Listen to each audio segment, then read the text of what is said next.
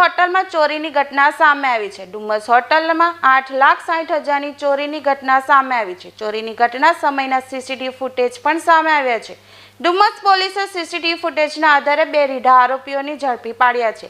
આરોપી અર્જુનનાથ શંભુનાથ યોગીને દીવ દમણથી ઝડપી પાડવામાં આવ્યો છે, તો બીજા આરોપી રાજ ખડકા ખત્રીને અમદાવાદથી ઝડપી પાડવામાં આવ્યો છે।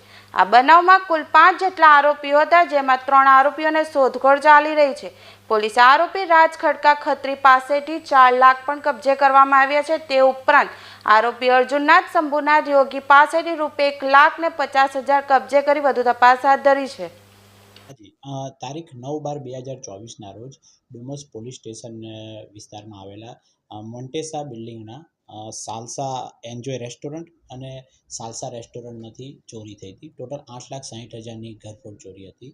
ત્યારબાદ આના માટે ડુમસ પોલીસ પીઆઈ શ્રી ભરવાડ અને પીએસઆઈ તિવારી એની સાથે ટોટલ 4 ટીમો અમે લગાવી હતી।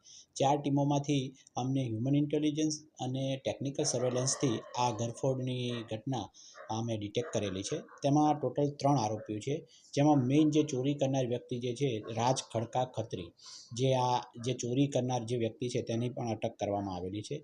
આ ઘટના એવી હતી કે જે સંજય તાપા કરીને ત્યાં આગળ એક નોકરી કરતો હતો, એ વ્યક્તિએ ટીપ આપી હતી કે અહીંયા આગળ શનિ રવિનો આટલો વકરો હોય છે, તો પૈસા લેવા માટે થઈને એણે એના મિત્ર અર્જુનનાથ યોગી એને ટીપ આપી અને એણે એના મિત્ર રાજ ખડકા ખત્રી એને ટીપ આપી। આ રીતે આ ત્રણેય એકબીજાની સાથે મળી અને આ ઘરફોડ કરી છે।